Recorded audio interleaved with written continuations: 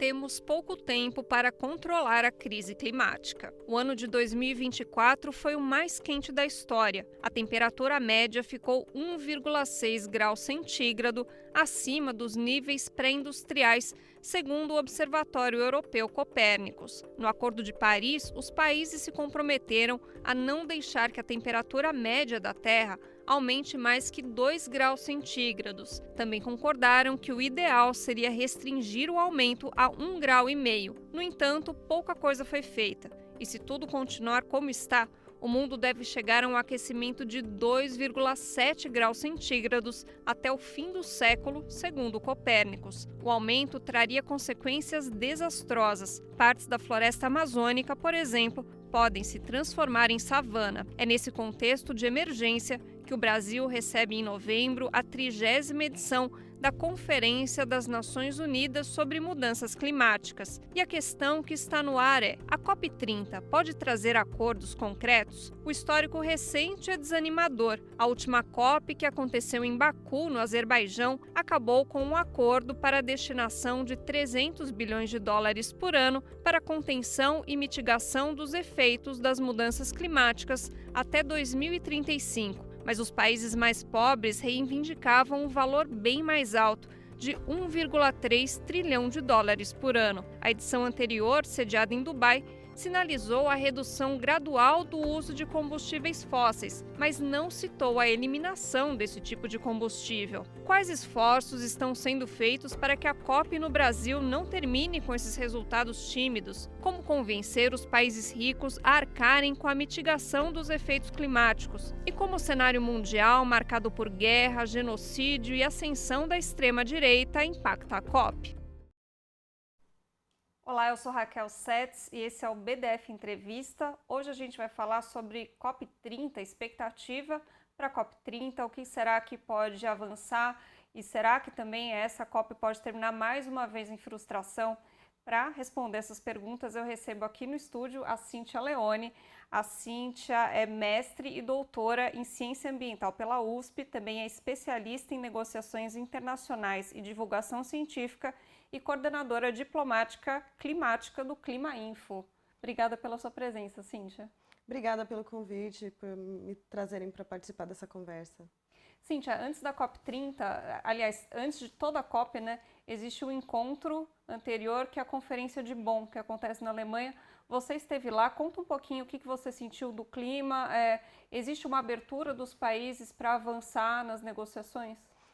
A Conferência de Bonn, que acontece sempre no mês de junho, na cidade de Bonn, na Alemanha, ela é o momento em que as partes oficialmente se encontram para conversar. É importante dizer isso porque, na verdade, as partes já estão desde o começo do ano se reunindo, às vezes setores, ministros apenas, grupos diplomáticos que se encontram para fazer coordenação, e em Bonn acontece esse encontro de todas as partes de uma maneira formal. É bem importante para montar a agenda do que vai ser a COP daquele ano, mas também para sentir a temperatura, né, da diplomacia. E a expectativa era enorme, porque os Estados Unidos não apenas saíram do Acordo de Paris, mas também desmobilizaram o time que negocia clima. Então, não havia representação mesmo dos Estados Unidos, nem como observador do que estava acontecendo. Então, ficava uma expectativa, o que vai acontecer, né? Como é que os países vão se mover sem essa peça bem importante do tabuleiro? E, bom, resumindo, já respondendo a minha pergunta aqui, o que a gente viu que foi muito marcante foi um crescimento dos países que se autodenominam países em desenvolvimento com pensamento parecido, é um nome formal de um grupo negociador, onde está a China, onde está a Índia, onde está a Bolívia, alguns grupos em desenvolvimento. Esses países, na verdade, ganharam mais espaço, ficaram mais vocais e trouxeram problemas que não foram resolvidos em COPs anteriores, como a nossa abertura resumiu, principalmente a questão financeira. E, do outro lado, a Europa se viu um pouco isolada, né? A Europa vinha bloqueando algumas discussões, principalmente as discussões de finanças, mas ficou um pouco escondida atrás dos Estados Unidos durante todo esse período e menos vocal, enquanto os Estados Unidos faziam o papel de interferir na negociação ou bloqueá-la. Então, nesse encontro de Bonn desse ano, a gente viu a União Europeia tentando bloquear a conversa sobre adaptação, né? Era uma negociação que ia estabelecer quais são os critérios que a gente tem que observar o mundo inteiro de uma maneira mais padronizada para saber se a gente está adaptando ou não. E quando chegou na parte de falar de meios de implementar, né, o dinheiro que vai ser necessário, as delegações europeias e o Reino Unido e o Canadá pediram para basicamente apagar metade do texto, assim, que tinha sido negociado por 2 semanas. É interessante colocar isso, porque na Europa a preservação ambiental, claro, eles destruíram tudo, né, durante o início ali da Revolução Industrial, mas hoje existe um grau alto de preservação ambiental, né? São países que se preocupam dentro das suas fronteiras, né? Mas nos países em desenvolvimento eles querem colocar as empresas deles explorando, fazendo a exploração mais brutal possível, né? Tem uma questão aí neocolonial que ainda é muito presente dentro das negociações de clima, infelizmente. A União Europeia, ela é como todos os países, como todas as partes, né, como a gente chama nessa negociação, é muito complexa. Tem, por um lado, sim, um desejo e políticas para tentar liderar uma agenda de clima, e, por outro lado, tem uma postura muito regressiva, principalmente quando a gente olha para uma coisa que é muito importante nas negociações de clima, que são as responsabilidades comuns mais diferenciadas. É claro que os europeus precisam liderar, e eles têm responsabilidades diferenciadas. Por exemplo, a responsabilidade de financiar a transição nos países em desenvolvimento. Né? Então, só para você ter uma ideia como é essa questão de financiamento climático. O Brasil, que é uma das economias, né, uma das 20 maiores economias do mundo, o financiamento climático do Brasil é basicamente de fontes domésticas. O financiamento que vem de fora é mínimo. Então, o Brasil basicamente está levando à frente a sua agenda de clima com o seu próprio orçamento, com investimentos mesmo que privados brasileiros. Né? O investimento externo é muito pequeno. E essa é uma economia robusta, uma economia que poderia atrair investimentos, né? Que é um pouco a retórica que os países ricos ficam falando, vamos tentar trazer o setor privado para investir.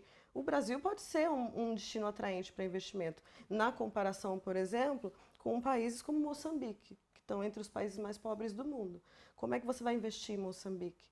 Então, se um país como o Brasil atrai pouco investimento externo para o financiamento climático, imagine os outros países em desenvolvimento. E aí a gente tem um grupo, que também é um grupo negocial importante na COP, que são os países com menor desenvolvimento. Esses países, eles estão a ponto de realmente bloquear a conversa, porque como que eles podem ter ambição, como eles podem ter planos climáticos, né, se não vai ter o dinheiro para implementar isso? E aí é a responsabilidade dos países ricos. Então, a impressão que eu tenho, e aí tentando arredondar um pouco aqui, é que já está muito claro que essa é uma agenda econômica, que é uma agenda de desenvolvimento econômico. E nesse sentido, os países ricos parecem apenas querer liderar em benefício e estar na ponta dessa corrida, que é uma corrida tecnológica, uma corrida industrial, isolando ainda mais os países em desenvolvimento. E usando os recursos naturais desses países, Exato. né? Porque a Europa não tem os minérios, por exemplo, que são necessários para... Exatamente. Esse é um ponto bastante crítico disso que a gente está falando sobre os minerais, né? Que algumas pessoas chamam de terras raras ou minerais críticos da transição. O que é importante a gente ter claro que, assim, não existe como a gente consertar o problema climático, né, diminuir a temperatura do planeta, sem uma transição de 100% para energias renováveis. E esses minerais, eles vão fazer parte dessa transição tecnológica, porque eles são componentes importantes, por exemplo, para baterias de veículos elétricos. Então, eles vão ser presentes e essa mineração vai ter que acontecer. Onde a gente tem que trabalhar politicamente? Nas salvaguardas. A gente, não só para a mineração, mas para tudo que a gente está chamando de transição, né, os grandes projetos renováveis, a gente tem que ter consciência de que a nossa conversa não é se vai ter renovável, é o único caminho cientificamente provado para a gente resolver esse problema. Mas renovável sim, mas não assim. Não do jeito que os países desenvolvidos querem impor aos países do sul global, não do jeito que as companhias multinacionais querem impor nesses países, né? Hoje a gente tem que, inclusive, fazer uma concertação regional, global, porque se um país isoladamente coloca salvaguardas, o vizinho pode competir falando, aqui eu tiro a minha licença ambiental, aqui você pode passar a boiada. Então a gente começa a ter uma competição para baixo, para ver quem tem menos proteção. Então, a gente precisa fazer uma articulação em nível global exatamente para fechar todas as portas de uma vez só, porque são as mesmas empresas. Então, a gente tem que ter o mesmo tipo de aparato legal e salvaguardas no Brasil, na Colômbia, no Chile e onde é que for, para realmente conseguir regular esse setor e não repetir os problemas que a indústria exploratória, né, que nos trouxe até essa crise climática, não repetir esses problemas socioambientais que essa indústria deixou. E isso não é só para poder fazer as coisas do jeito certo, né? Porque muitas vezes a questão ambiental cai num lugar que é de altruísmo. Na verdade, é para agilizar, porque tem uma diferença muito grande entre fazer rápido e fazer com mais espaço de tempo. Se a gente fizer de uma maneira mais demorada, a gente está falando de bilhões em prejuízo e muitas vidas perdidas. Então a gente precisa fazer rápido. Para a gente fazer rápido, a gente precisa impedir que grandes projetos importantes de transição energética não sejam judicializados. E a forma de fazer isso é a gente ter uma legislação clara, forte, com boas salvaguardas construídas com os territórios, né, com os impactados, e acordados internacionalmente, para que a gente possa acelerar a transição em todas as partes do mundo. E o Brasil só tem a ganhar. Uhum. Queria trazer a ministra Marina Silva. Ela deu uma entrevista bem recente aqui ao Brasil de Fato e ela elencou, né, o que precisa ser feito, o que precisa ser implementado nessa COP. Eu vou ler aqui as coisas que ela disse. Implementar os acordos que já foram feitos, viabilizar 1,3 trilhão de dólares para ajudar os países vulneráveis, duplicar a eficiência energética, duplicar a produção de energia limpa e renovável e fazer a transição para o fim do uso de carvão, petróleo e gás, também a transição para o fim do desmatamento, viabilizar os recursos de reparação para quem já é prejudicado na agenda de perdas e danos. Parece muita coisa. É uma lista ambiciosa ou a gente está falando do mínimo para garantir que exista planeta? É o mínimo. Inclusive, o que a ministra trouxe nessa lista são elementos muito importantes do Global Stocktake, que foi o balanço global. O balanço global foi a decisão da COP28 em Dubai, em 2023. Ele basicamente olhou para o Acordo de Paris, olhou para tudo que os países fizeram e fez um balanço de onde a gente está e para onde a gente precisa sair, se mover. E, basicamente, a lista é um pouco o receituário do que está ali. E os países... Porque esse não é um documento de um especialista que diz, olha, tem que fazer. Esse é o documento que as diplomacias dos países concordam que isso é o que a gente tem que fazer. E ali está dizendo, a gente precisa fazer uma transição para longe dos combustíveis fósseis, a gente precisa diminuir o desmatamento, zerar o desmatamento, a gente precisa financiar de maneira adequada os países em desenvolvimento. Então, isso é o mínimo para a gente conseguir controlar as temperaturas, porque isso é muito importante. Na abertura do programa, a gente falou, o ano passado foi o ano mais quente da história. O ano passado foi o primeiro ano em que a gente extrapolou a meta que a gente combinou de não ultrapassar com o Acordo de Paris. A coisa mais importante do Acordo de Paris é que os países concordaram que para a gente não sofrer tanto, a gente não ia deixar o aquecimento passar de 1,5 graus Celsius, né, em relação ao que o mundo já foi na era pré-industrial, no século XIX. Então, vamos tentar não aquecer muito mais do que esse 1,5 grau para não ser tão catastrófico no meio do século. Então, 25 anos antes, a gente já ultrapassou. Parece que a coisa é exponencial, né? É exponencial. É isso que os cientistas nos dizem. Existe um feedback positivo, que é quanto mais aquecimento gerado, a resposta da atmosfera é muito mais aquecimento. Então, um exemplo a gente consegue assistir no nosso país. O aquecimento torna a floresta mais seca. A floresta mais seca pega fogo e é desmatada com mais facilidade, degrada. Essas árvores, esses troncos apodrecendo, queimando, são toneladas de carbono que vão para a atmosfera para gerar mais calor, que torna essa floresta mais seca, num feedback que tende a ser uma espiral da morte, como é o título do livro do Cláudio Ângelo, que mostra o risco, né, dessa crise que é existencial de fato. E ainda citando a Marina, ela diz uma outra coisa muito interessante: as leis da natureza não mudam em função das nossas necessidades. Parece algo muito óbvio, mas que também não está sendo enxergado, né, pelas autoridades mundiais. É muito óbvio, mas não está sendo enxergado. Por exemplo, os Estados Unidos. Os Estados Unidos parecem agir como se eles estivessem numa outra atmosfera, num outro planeta, né? E talvez submetido a outras leis da natureza, mas independente se o político gosta ou não dessa pauta, ou acha que essa pauta é de uma certa matiz ideológica ou não, existe um fato comprovado pela ciência, comprovada pela ciência que a diplomacia de todos os países concordarem em aceitar como linguagem, que é o painel de especialistas climáticos da ONU, o IPCC, que diz claramente, a gente vai destruir equilíbrios que foram importantes para a gente estabelecer as sociedades humanas nesse planeta. Então, não é só uma questão de vai ficar mais quente, aí vão ter áreas que vão ficar, que hoje são frias e a gente vai produzir vinho. Tem gente que vai um pouco para esse lugar. Meu Deus, vai ter mais vinho, né? Vai produzir vinho na Sibéria, são umas coisas assim. Eu acho que é importante a gente entender duas coisas. Quando a gente diz que são os países pobres e as populações mais vulneráveis que vão sofrer mais e já estão pagando o preço mais alto, isso não significa que outras pessoas vão se beneficiar. Todas as economias vão ser prejudicadas. Agora, há atores que vão se beneficiar, que são principalmente as petroleiras, né? O lucro das petroleiras, os novos investimentos das petroleiras, eles estão sendo feitos hoje, objetivamente falando, às custas das vidas perdidas com os efeitos da mudança climática. É isso. O preço deles continuarem lucrando, né, é pessoas morrendo em enchentes como as do Rio Grande do Sul, ou com a vida completamente imobilizada por secas como as da Amazônia, e outras tragédias que acontecem no mundo inteiro.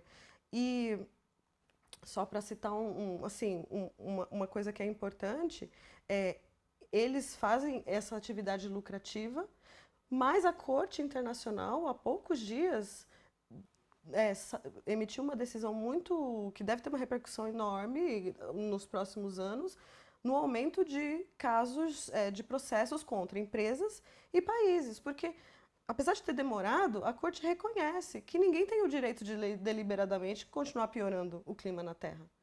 Nenhuma empresa e nenhum país. Então, o que a gente vai ter que começar a fazer é levar essas empresas aos tribunais, né, e conseguir a compensação justa, usando no extremo o direito internacional para isso. Eu queria entrar num outro ponto, né, que são as contribuições nacionalmente determinadas, que são conhecidas pela sigla NDC, que é a sigla em inglês, né, que acho que elas nasceram no Acordo de Paris, né, que é de 2015 e são revisadas aí com uma certa frequência. É um documento que descreve os esforços de cada país para reduzir as emissões nacionais e se adaptar aos impactos das mudanças climáticas. Qual a importância dessa política? E qual é a sua avaliação, né, das NDCs dos países que mais poluem, tanto o que está ali no documento, quanto o que sai, né, do papel e é colocado em prática? Pergunta ótima, porque isso acho que esclarece um pouco qual é a natureza do Acordo de Paris. Algumas pessoas podem se lembrar que talvez se lembre desse nome, Protocolo de Quioto. Sim. A Convenção de Clima, que foi criada na Rio 92, no Rio de Janeiro, né, o primeiro documento que, para tentar resolver o problema da mudança climática, foi o Protocolo de Quioto. Mas a natureza do Protocolo de Quioto era responsabilizar os atores. A natureza do Acordo de Paris, e foi por isso que ela permitiu que os Estados Unidos pudessem aderir naquele momento, a natureza do Acordo de Paris é fazer com que os países nacionalmente se comprometam para o seu próprio benefício. A ideia de que se eu fizer uma transição energética, se eu tentar ficar na frente, quanto mais rápido eu fizer isso, quanto mais eu investir nisso, melhor para mim. Então eu não estou fazendo isso porque alguém está me responsabilizando, eu estou fazendo isso porque eu estou competindo para chegar na frente. Isso é muito interessante, inclusive até um pouco utópico, né? Porque muita gente acha que o Acordo de Paris é mais fraco que o Acordo de Quioto. Mas veja, no momento em que o país olha para a sua economia e diz, bom, eu vou cortar emissões desse setor, de alguma forma ele também está sinalizando para todo mundo, para todos os investidores, qual é o futuro da sua própria economia. Eu vejo os planos nacionais, né, climáticos, as NDCs, como planos de investimento. Porque eles permitem que o mundo olhe e fale, olha, a China está dizendo que ela vai cortar de tal setor.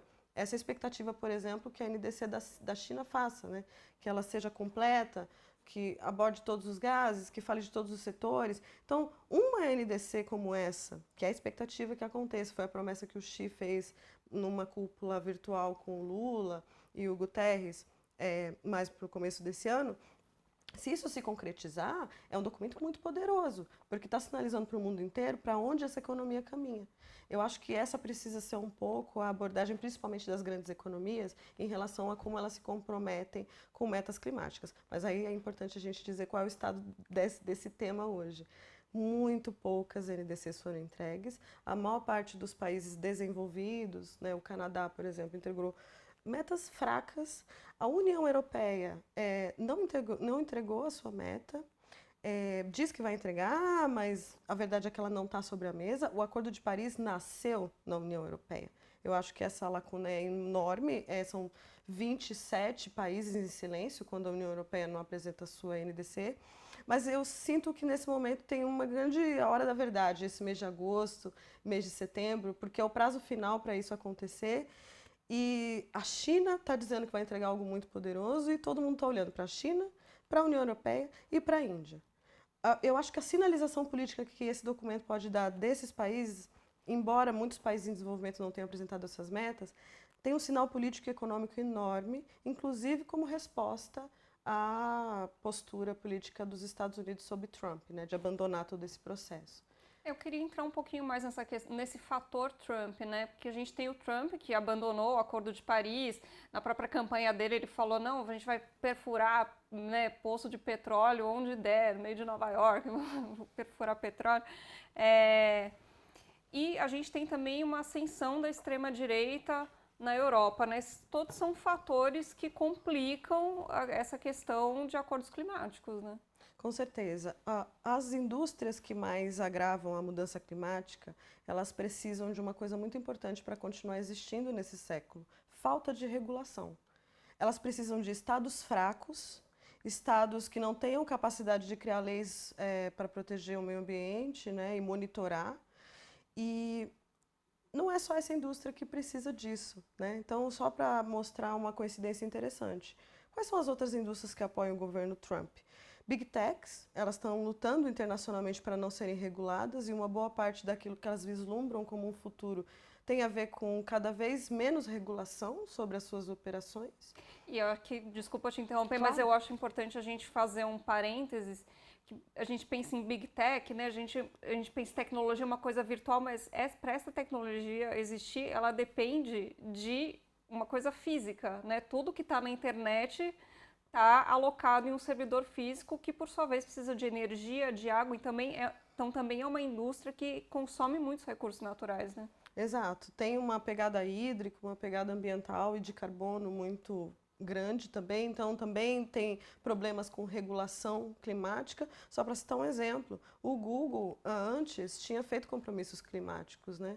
E com o desenvolvimento, o engajamento do Google na inteligência artificial, o Google teve um aumento exponencial das suas emissões, contrariando a sua própria promessa climática. Imediatamente o Google abandona esse caminho de promessa climática, ou seja, também acaba se associando às indústrias que querem nenhuma regulação e que não sejam obrigadas a contribuir para mitigar o problema do aquecimento global. E essas indústrias, o grande agronegócio industrial, que no caso brasileiro é a principal indústria responsável pela maior parte das emissões brasileiras, algo em torno de 80% de tudo que o Brasil emite, tem a ver com mudança do uso do solo relacionada à produção da grande agricultura, né, das grandes commodities agrícolas, e à grande mineração. Uhum. Então, são setores que estão por trás do financiamento do governo Trump, da extrema-direita internacional como um todo. Esses grupos se repetem no mundo inteiro. Aqui no Brasil, a bancada ruralista, também a bancada que não quer regular as big techs. Então, essa coincidência ela não é à toa. E a busca é exatamente essa: impedir que governos possam regular as atividades dessas empresas e, por exemplo, impedir que os governos sejam capazes de fazer boas políticas climáticas e ambientais. E no caso do Trump, ele está desmantelando o aparato científico. Sim. Então, até a capacidade de você medir o que você está fazendo, para onde o clima está caminhando com as suas contribuições, até isso, até a resposta aos desastres está sendo desmontada. Então, é algo realmente sem precedentes e que vai ter um impacto não só nos Estados Unidos, infelizmente, mas um impacto global. Sim. E a questão do financiamento climático, né? A gente viu ali no início que os países mais pobres, né, os países em desenvolvimento, eles pleiteiam 1,3 trilhão de dólares voltados para mitigar, né, os efeitos da mudança climática. Na última COP acordaram 300 bilhões, né, que é um valor bem abaixo. Você vê nessa próxima COP uma margem para negociação? Como que está essa questão? Essa é uma questão muito crítica. A gente saiu de Baku com um acordo muito fraco. Havia uma discussão, não só entre os diplomatas, mas também entre as pessoas da sociedade civil, colegas de vários países, uma divisão que era: é melhor um acordo ruim ou nenhum acordo? A ideia de que era melhor um acordo ruim tinha a ver, olha, ano que vem vai ser Trump presidente dos Estados Unidos, eu acho que a chance da gente sair com um acordo melhor do que esse é menor, então, assim, é melhor um acordo ruim do que um não acordo. Hoje eu tendo a discordar disso, porque o que aconteceu é que hoje a gente não tem um espaço formal para discutir aquilo que não foi resolvido de verdade em Baku.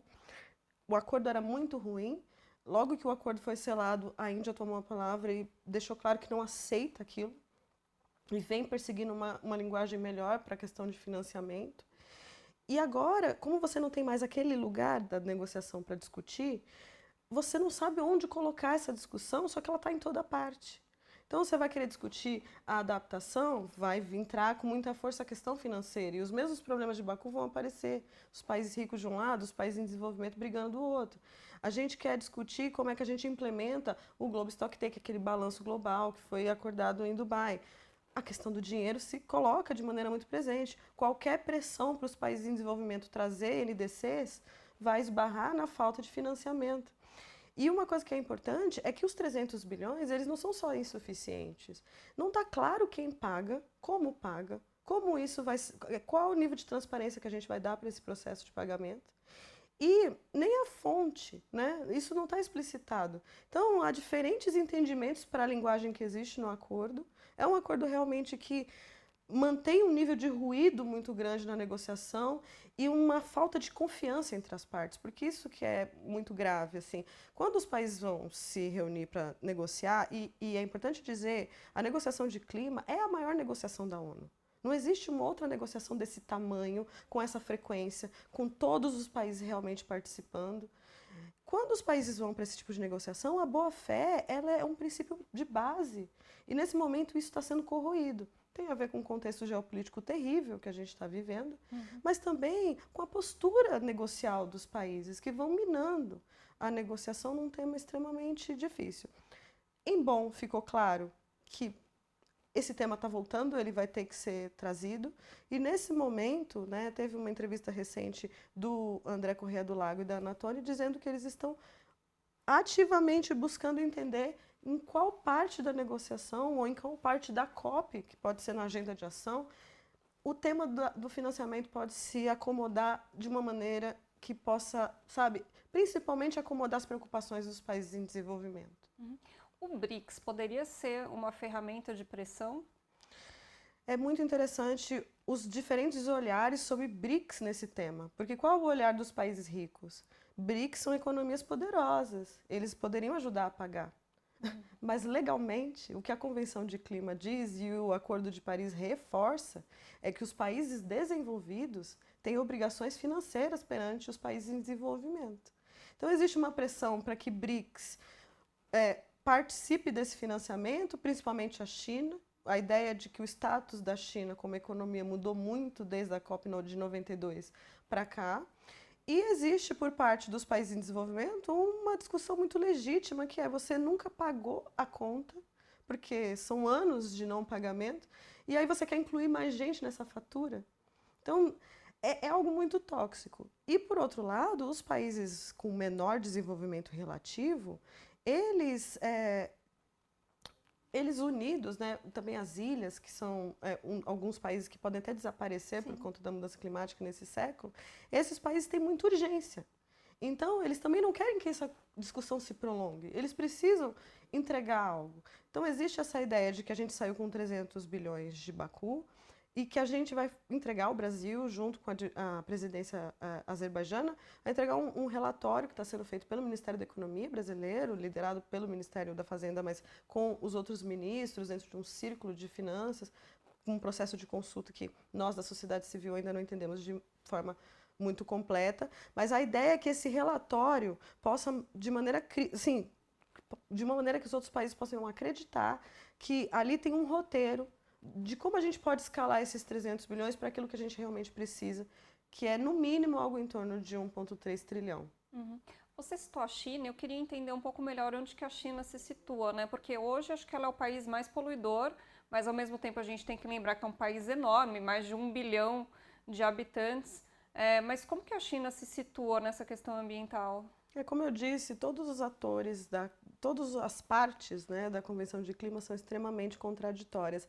A China, que é o maior poluidor hoje, e caminha para ser também a maior economia do mundo, né, se já não é e ainda não está, né, oficialmente determinada, provavelmente será até o final dessa década, mas a China também é a líder da transição energética.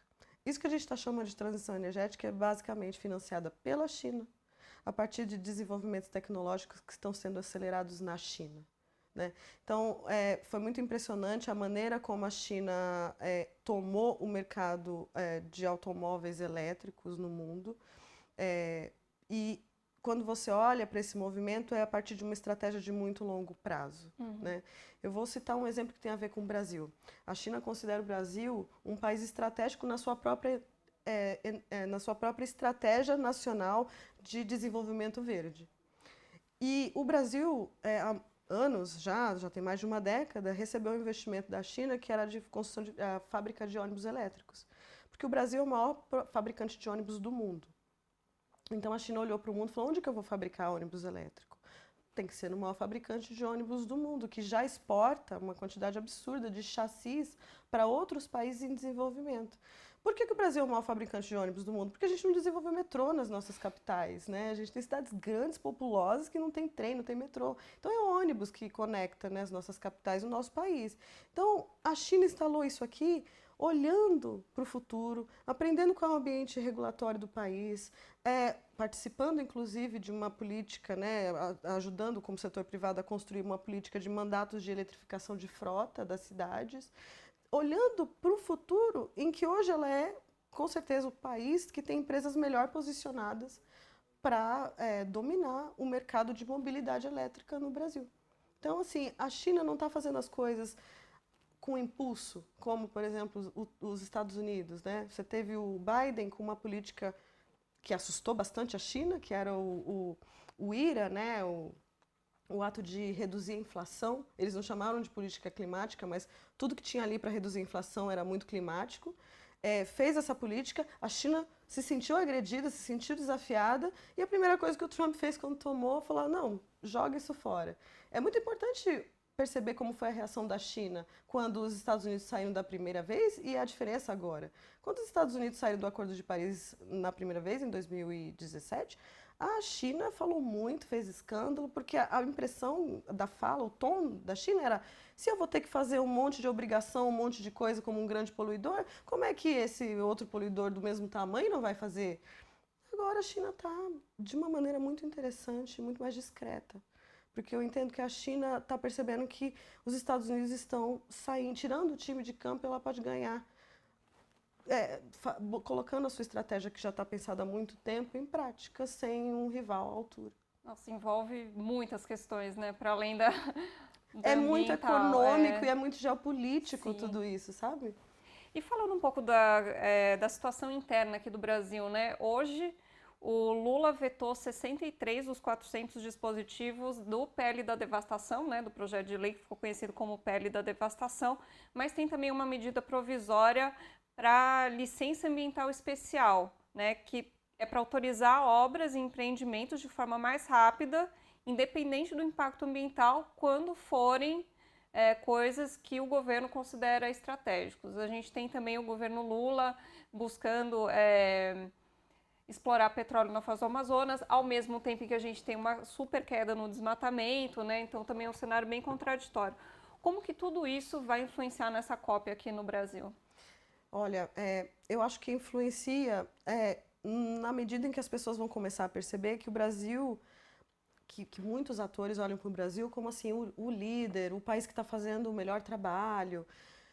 E agora eles vão começar a perceber que há rachaduras muito importantes nessa imagem. O Congresso brasileiro é uma contradição muito grande na imagem climática brasileira. E eu gostaria de dizer o seguinte: sob Bolsonaro, tentaram passar exatamente essa boiada. E naquele momento, o Congresso conseguiu evitar, né? O presidente do Senado, Pacheco, até deu garantias de que aquele desmantelamento não iria para frente. Então, uma parte daquela tentativa de passar a boiada, como o ex-ministro, famigerado ex-ministro do Meio Ambiente, uma vez disse, né?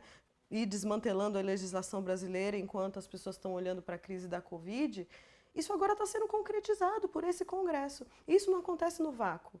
Isso acontece no momento em que o Congresso brasileiro tenta atacar a democracia brasileira a partir dos interesses dos Estados Unidos, né? Endossando uma chantagem que os Estados Unidos estão fazendo sobre o Brasil. Eu acho isso muito sério.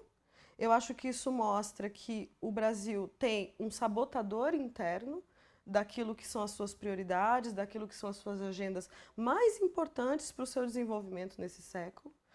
É um setor que não é uma coincidência que está esse mesmo parlamento que está passando essa boiada está ligado aos setores que mais poluem, né?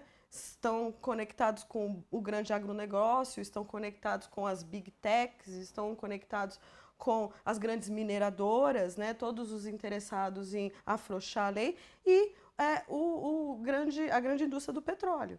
Então a gente está vendo aí uma domesticação, né, uma nacionalização da mesma disputa que acontece internacionalmente, que é: vamos destruir essa COP30 aí, vamos destruir a reputação do Brasil, para quando chegar essa COP, os atores internacionais terem bastante dúvidas sobre qual é a capacidade que o Brasil tem de verdade de se posicionar como protagonista nessa agenda.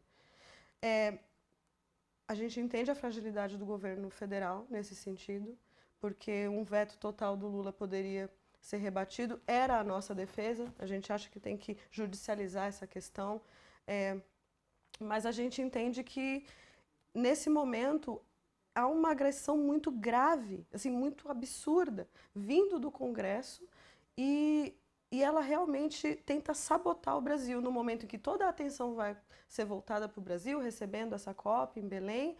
O que a gente vai fazer? Não, vamos sabotar a imagem do Brasil e sabotar essa agenda, né? Para realmente colocar dúvidas e desviar um possível crescimento da agenda de desenvolvimento sustentável no Brasil, obedecendo a interesses das petroleiras, dos grandes poluidores e dos Estados Unidos. Isso que eu ia falar, Trump agradece. É isso. E a participação da sociedade civil na COP30? A gente tem acompanhado aqui no Brasil, de fato, outros veículos de mídia também, a questão dos aluguéis, né? Em Belém, estão acontecendo até coisas meio bizarras, quarto de motel, cobrando um diário de milhares de reais, né? O que esperar? Ai, eu tô tão triste. Isso me entristece, porque sabe o que acontece? Quando disseram que ia ser Belém, eu estava em Sharm el Sheikh, que foi a COP do Egito, que é um lugar um lugar difícil, é um lugar que, assim, já foi tomado por Israel no passado, teve uma guerra ali. O Egito conseguiu retomar essa parte do território, mas essa região até hoje tem um status diferenciado. Um cidadão comum não pode chegar naquele espaço, ele precisa de um certo visto para entrar ali. Então era uma cidade cheia de resorts, todas com investimento russo, uma coisa muito estranha, assim, você não via as pessoas do lugar. E quando anunciaram que seria uma COP em 2025 em Belém, eu pensei, meu Deus, é exatamente isso que esse processo precisa, sabe? Uma cidade de verdade. Eu amo Belém. E uma cidade com gente, entendeu? Que não é esse cenário aqui. E eu fiquei muito empolgada. E eu lembro de colegas, até jornalistas, falando assim: gente, não vai dar certo, não tem hotel. Eu falei: não, vamos ser pessimistas, tem tempo, vai dar tudo certo. E a gente está há menos de 100 dias e ninguém sabe onde vai se hospedar. E é uma pena, porque no fim o debate acaba sendo monopolizado por essa questão, que ela não deveria. É sem precedentes o tamanho que essa questão ganhou, né? Uhum. Nunca teve preços desse tipo. Só para você ter uma ideia, Semana do Clima de Nova York, que acontece junto com a Assembleia Geral da ONU, os preços dos hotéis disparam em Nova York. Os preços dos hotéis em Nova York nesse período, para setembro, não se comparam ao que está sendo praticado em Belém. É inacreditável, sabe? Então, assim, houve, acho que, duas falhas importantes, né? A Secop, que é a Secretaria da COP30, que é o órgão responsável pela logística em Belém e que está sob a alçada da Casa Civil, a Secop, ela, as autoridades que falaram pela Secop e da Casa Civil sempre procuraram minimizar as preocupações em relação a esse problema. E do outro lado, não houve um trabalho de explicar para o brasileiro e particularmente para as pessoas em Belém o que é a COP.